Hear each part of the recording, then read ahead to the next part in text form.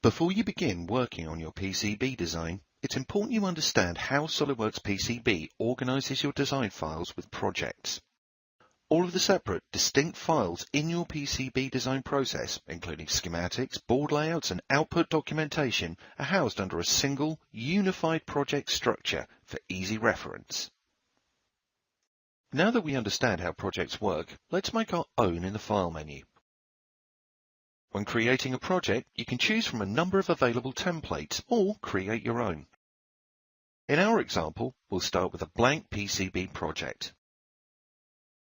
Now that your project structure is created, you can easily add documents to it under the Projects panel.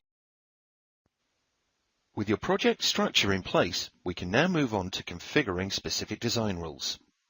We always recommend setting your rules before starting the design process, as it removes any worry of staying in compliance with manufacturing specific guidelines. These can all be configured under the Home panel by selecting the Design Rule option. Rules are organized into specific categories to make finding and changing rules quick and easy. When you've finished your schematic, you'll then want to sync all of your components with your PCB document. But first, we need to check for errors with the Compile option under the Projects icon.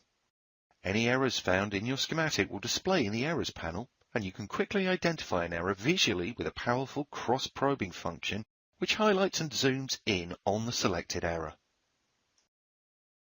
As you move along in your design process, a unified design environment keeps your project on track and in sync. Switching between schematic capture and PCB layout is an instantaneous process. You'll notice that the interface you have become familiar with during your schematic capture is the same in your PCB layout, keeping you at your most efficient.